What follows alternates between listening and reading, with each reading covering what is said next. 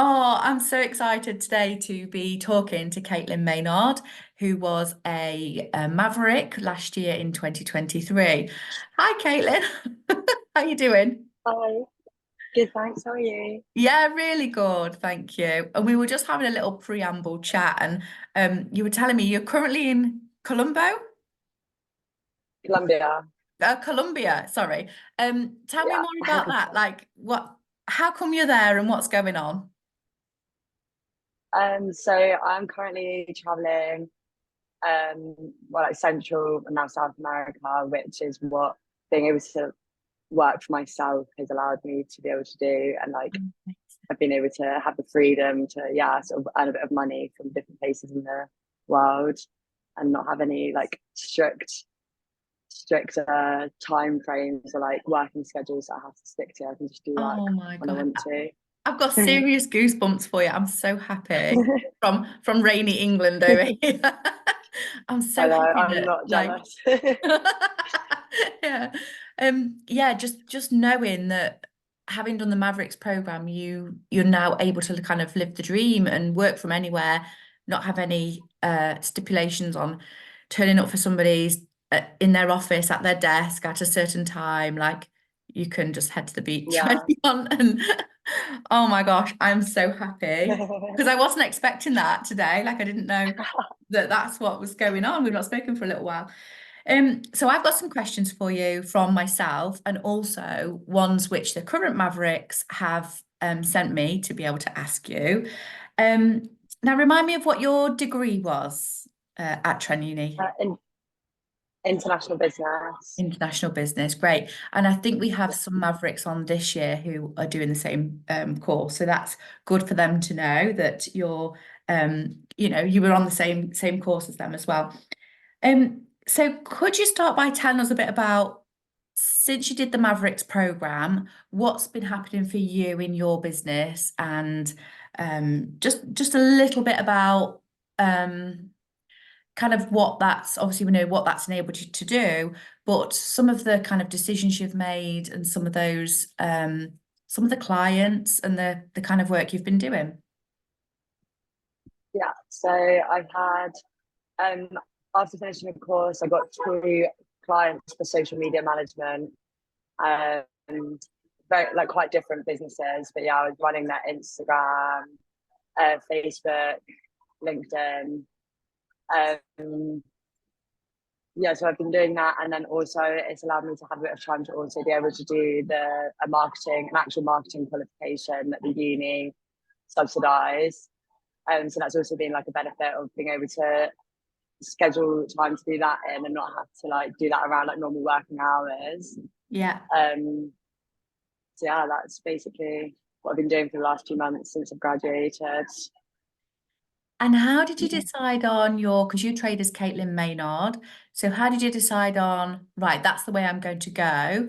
Or whether you kind of, did you think, or do I want to make a company name and trade as that? Or like, what kind of thought process did you go through at the very beginning? I think to begin with, and like as it's only me and like no other employees, I feel like it's quite handy to have to train under my own name so that I'm Mhm. like it's easily recognized and I'm like easy to find through like word of mouth. Yeah. Um, Whereas I think maybe in the future, if I ever did get to the point of having employees or something, then maybe I'd consider trading under a different name, so it's just a bit more generic and not as like personal. But yeah, I think at the moment it's quite handy for like if someone hears about me, they can just type my name in and like find Yeah. me quite easily. Yeah, definitely. I can't imagine there's loads of Caitlin Maynards around. It's not like your name's Tom Smith or something that's quite probably quite popular. Yeah. Um, Okay, and can you tell me a bit about so you mentioned there about a marketing qualification that the uni subsidised. What was that qualification? Was that something after you graduated? Could you tell us more about that? Was it something that's helped with? Yeah. Yeah, sorry. Yeah. So seeing as my degree wasn't actually a marketing degree, um, if you when once you've graduated, if you are still looking for a job and you're not working in a marketing related field and you haven't already got a qualification through doing like a marketing degree, then the uni gives you the chance to do a course, which I think normally costs a couple thousand to do, and it Wow. means you get an actual like level 3 marketing qualification. Okay, Um, yeah. and yeah, you get put in contact with a local business, and so you base your work, your like marketing coursework, on an actual business that you've spoken to, like the CEO. Yeah, and then it gives you the chance to apply for jobs, and they keep track of like whether you get any interviews, whether you get any work from it. So yeah, it's a very handy thing for someone that wants to get into marketing if you've not done Yeah. like a specific marketing Yeah. degree at uni. Like a Yeah. transition course that kind of just rounds off, because I guess the thing is you already know quite a lot about socials. It was probably just putting a lot of things in terms of structure and strategy and that kind of thing into place, was it? Yeah, exactly. It's like going through the motions of creating marketing, a digital marketing campaign or a marketing plan, and like sort of Okay, thinking yeah. about the process by which you go through that. And then also it's quite interesting because it was this campaign this course did a lot of work to do with like AR and VR, which is obviously it was getting more and more popular, and it's something that I've never really thought about before, especially in terms of marketing. So it like makes you think about other Wow. aspects, like sort of brings Yeah. everything together, and like yeah, And I'm guessing that's it's augmented reality and virtual reality, is it? yeah. So something that you do hear about, but then I've never really actually given much thought to how that can benefit a marketing campaign. Oh, But that sounds it's really definitely something that's interesting. gonna yeah, it is very Yeah, interesting, and it's something that definitely is going to become more and more popular within the world of yeah, marketing. So yeah, definitely. Oh, I right. love it. Okay, so let me go back to my questions and find out. So, the types of clients that you've been working with, I know the one that because we set you up with one at the very end of your Mavericks, and then you've taken your own clients on off the back of that. So I know Emily was a nutritionist. What are the other types of clients that you've been working with? So the other client that I had, it was a bespoke furniture making company, so completely Okay. different to a nutritionist. Yeah, Um, but I quite enjoy. It's quite nice to have the variety of. It feels like your work, like the work is different. It's not just same. You're doing the same thing for each person. It's quite nice to have like a variety of different, uh, um, like types of company. But yeah, then they're both still mainly they're both like still like B2C, like yeah. so targeting consumers. So it's still kind of it's not like you're trying to think miles apart, but it's nice to have a bit of a variation in like the content that you're posting and stuff like Yeah. that. Yeah. Oh, fantastic. And then, so you said, just before we spoke, you said, I mean, just before we press record, you said that right now they are taking a break and that actually it's worked out quite well because you've just arrived in Colombia and it gives you a chance to kind of really just enjoy where you are at the moment. But then you said you're Yeah. going to start looking for new clients again, once you've settled in and once you've settled into where you are, you're going to start picking that back up again. So, what kind of things would you do to market yourself at that point? Because I mean, we've got clients that we could send you, but if that wasn't the case and you were like, okay, now I need to start from scratch again and build up some more clients, what are the kind of things you would do as a freelancer to look for those clients?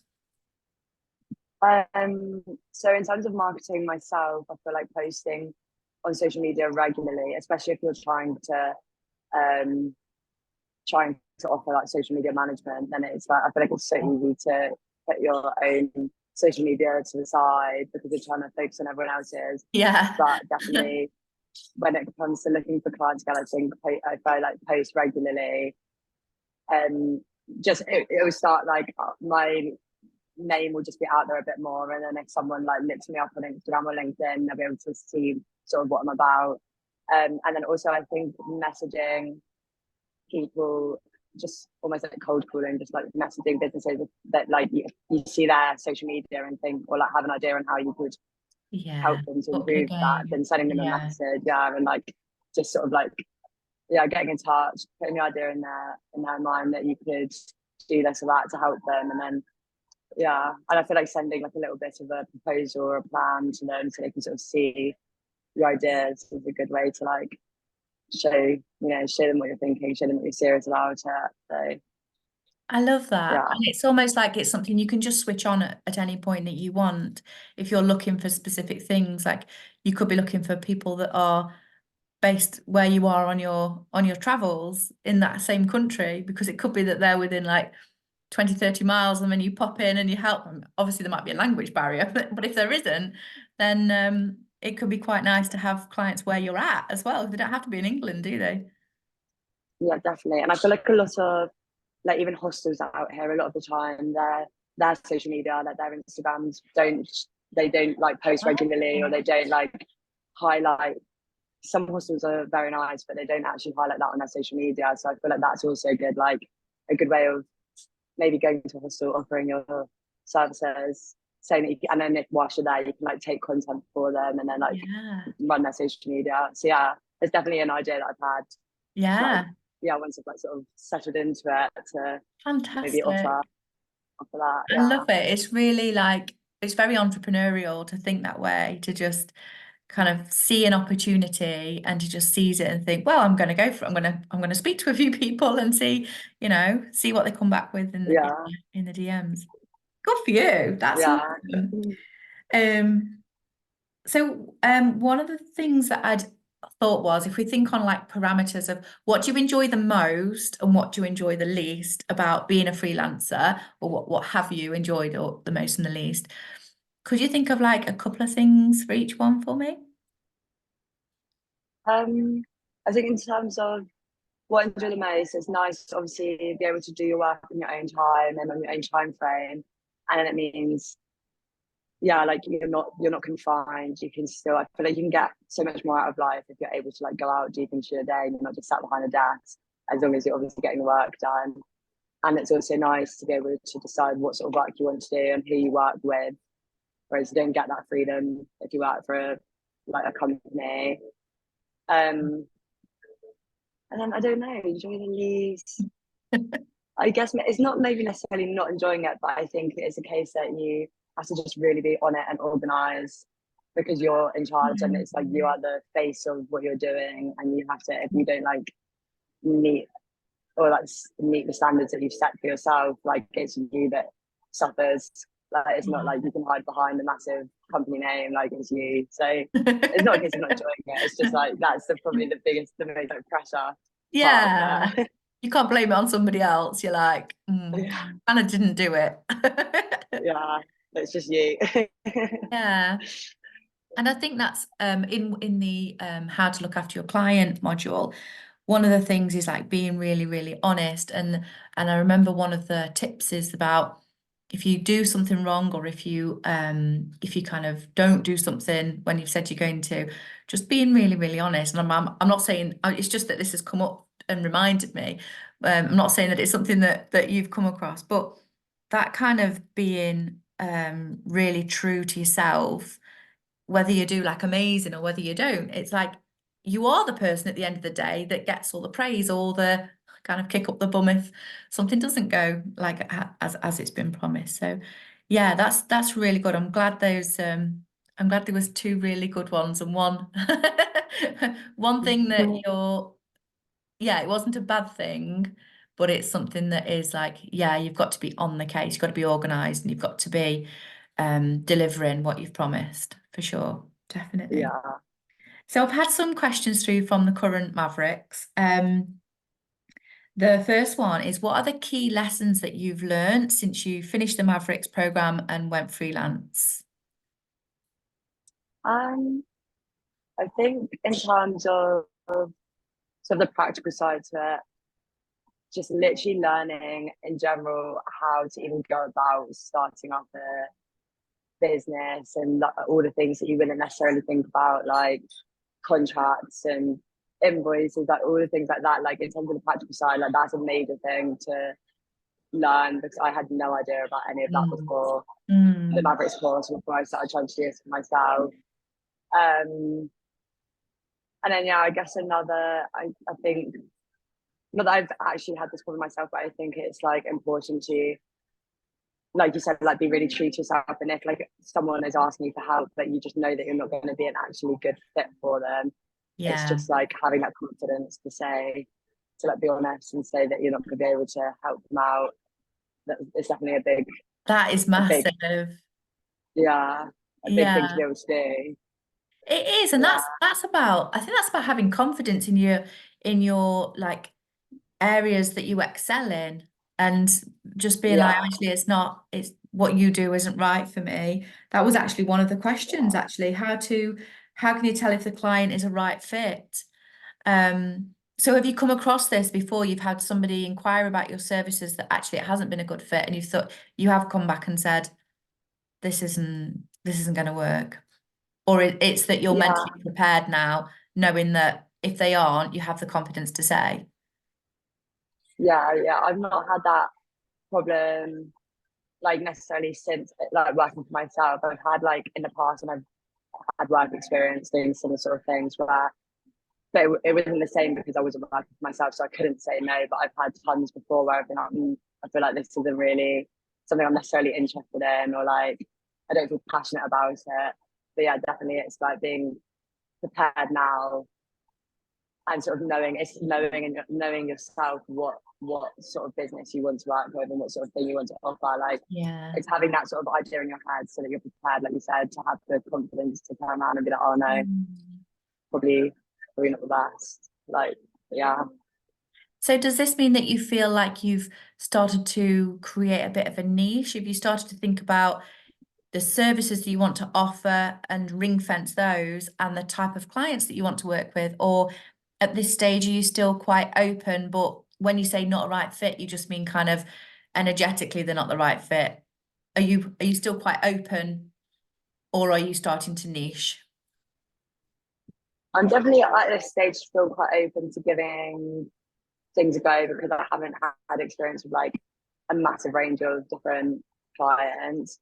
But I definitely think I know that I feel a lot more comfortable with like B2C marketing and direct targeting consumers rather than other businesses, because I Yeah. find that like definitely B2B I've found a lot more challenging in the past. So I feel like I'm definitely a lot more open to like targeting consumers, but at this Yeah. stage I feel like I would still give something a go, and then if it wasn't working out, would just be honest and Yeah. stay. Yeah. But yeah, That's fair enough though, isn't it? Like having that honest conversation. That's amazing. yeah, I love the confidence that you're bringing to the table with that. It's really I feel really excited for you that that's something that it's allowed you to kind of have that stance and yeah, stand in that power. Um, One of the questions from a Maverick is quite it's a really good question. Would you do the same again? Would you, when you graduate, would you go freelance, do this course from Trent, the extra one, the level 3, and would you go freelance and travel, or I'm guessing the alternative is would you go get a job? yeah. No, I'd definitely do the same again because Oh yeah. yeah, I've not regretted a single like part of anything, and I've got I'm such literally already goosebumps. yeah, I'm literally living the dream right now, and I'd much rather be in Colombia than sitting in an office in England. So yeah, there's no way I'd definitely do the same again because it allowed me so much freedom and like allowed me to be on the other side of the world right now. So Amazing. 100%. Oh my gosh, I'm so happy. I'm like, I can't smile in like wide enough. Um, and then so what else have we got? Another question was, how did you decide what to offer? But I think we've kind of covered that off as in we know that you're still quite broad on what you're offering. It's social media management for B2C businesses that have a good fit with your ethos and allow you to be able to travel and that you don't need to be in their office. Is that right? Would that kind of say where you're at? Yeah, Yeah, yeah. yeah, definitely. Well, I think I think that's ticked all of my questions off. Is there anything else that you want to add, or anything that you want to, information that you want to give to the current Mavericks on the program that might help? Um, I think just having the confidence to give it a go, especially when you first graduate uni, it's like it's scary suddenly being like you've got nothing, you've got no plan ahead of you, and everyone around you is probably going to be stressing out and trying to get grad jobs. But if you really feel like this is something you want to do, is having the confidence to really, really give it a good go now. Like you might like you've got nothing to lose really. So I feel like Yeah. definitely giving Awesome. it a go if that's what you really want to do. Yeah. Amazing. Well, thank you so much. Stay on the line. I'm going to finish off the recording just now. But thank you so much on behalf of the Mavericks that will be watching this. Have a great time in Colombia, and yeah, I'm sure they'll be really appreciative of the information that you've given today. So thank you. Thank you.